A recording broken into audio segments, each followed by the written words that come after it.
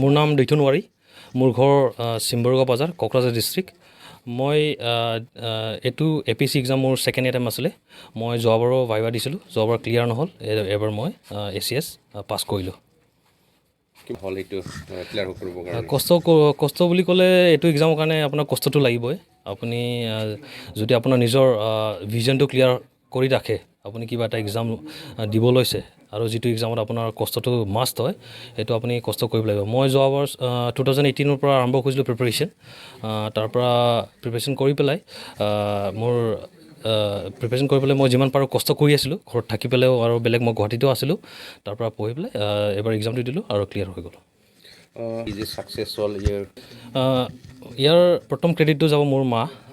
কেলে বুলি ক'লে মোৰ মায়ে বহুত কষ্ট কৰি আছে, লগত মোৰ যিমান ঘৰৰ ফেমিলি মেম্বাৰ্ছবিলাক সিহঁতেও বহুত ছাপৰ্ট কৰিছে।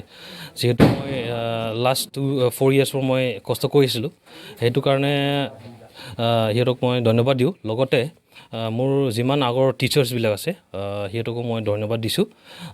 লগত আমাৰ লাইব্ৰেৰী মই য'ত পঢ়ি আছিলোঁ তাৰ ছাৰজনকো মই নিজৰ ফালৰ পৰা ধন্যবাদ দিছোঁ।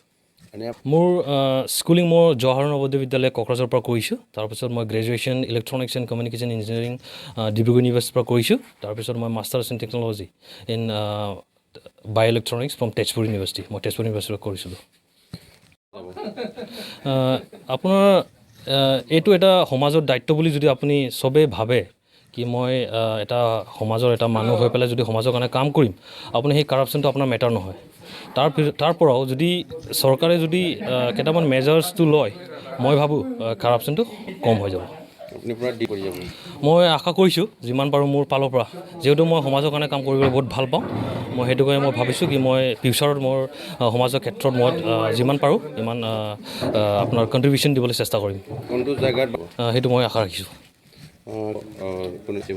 আহি থকা জেনেৰেশ্যনবিলাকৰ মই এইটোৱে ক'ম, আপুনি যদি যিকোনো কাম not only this APC exam মোৰ কিবা এটা কাম কৰিবৰ কাৰণে যদি লৈছে, এইটো ডেডিকেটেডলি কাম কৰিব লাগিব। আপোনাৰ ভিজনটো ক্লিয়াৰ কৰিব লাগিব, আপুনি কি কৰিবলৈ গৈ আছে। লগত ইয়াৰ কাৰণে আপোনাৰ ষ্ট্ৰেটেজি বনাই পেলাই তাৰ ওপৰত কামটো কৰিব লাগিব। তেতিয়া এদিন নহয় এদিন হ'লেও আপোনাৰ ৰিজাল্টটো চিয়'ৰ আহিব। এইটো মই আহ্বান, আপোনালোকে যিমানে নতুন জেনেৰেশ্যনবিলাক আছে আপোনালোকে আহক, ট্ৰাই কৰক, আপুনি ছাকচেছফুল হ'বই। Thank you. আজি হিমন্ত বিশ্ব শৰ্মাক ছাৰক ধন্যবাদ দিছোঁ। এইটোৰ কাৰণে কাৰাপশ্যন হোৱা নাই। আমিতো একটাও পইচা দিব পৰা নাই। মই ইমান কষ্ট কৰিছে, মোৰ ল'ৰাও কষ্ট কৰিছে। এইটোৰ কাৰণে মই আসাম গভৰ্ণমেণ্ট বা ডক্টৰ হিমন্ত শৰ্মাক মই ধন্যবাদ জনাইছোঁ। আৰু মোৰ ল'ৰা ইমান দিনৰ পৰা কষ্ট কৰি আছিল, ষ্ট্ৰাগল আৰু আমাৰ লাইফত। মোৰ ল'ৰাই অলপ ভাল ৰেংকতে পাইছোঁ বুলি মই ভাবোঁ। এইটোৰ কাৰণে মই মোৰ ল'ৰা আৰু আমাৰ আসাম চৰকাৰত ধন্যবাদ দিছোঁ। আৰু কষ্ট কৰাৰ পিছত আজি ছাকচেছ হ'ল। হয় হয়, মনটো ভাল লাগিছে। মনটো বিৰাট ভাল লাগিছোঁ। মই এতিয়া ক'বলৈ বিৰাট টান পাইছোঁ। আৰু মানে মই জীৱনত এনেকুৱা কৰিছোঁ, মইতো এনে কিবাও আছিল, অলপ ছাৰ্ভিচো আছিল। আমাৰ মেডিকেলৰ কাম কৰে, ইমান দিন ৰাত কষ্ট কৰি আছোঁ মই NM। তথাপিও মোৰ ল'ৰাটো এনেকুৱা এটা ৰেংকত পাইছিল, মই বহুত ভাল পাইছোঁ। আৰু মই এইটো আশা কৰোঁ। আৰু মই ল'ৰাৰ ওচৰত কিবা মোৰ বিশ্বাস আছে, এনেকুৱা কাম কৰিব, সমাজৰ কাৰণে ভাল কাম কৰি যাব। মই এইটোৱেই আশা কৰোঁ আৰু হ'বই, কাম কৰিবই। মেডাম নামটো কি আছিল? নামটো নমিতা নাৰ্জাৰী। Thank U.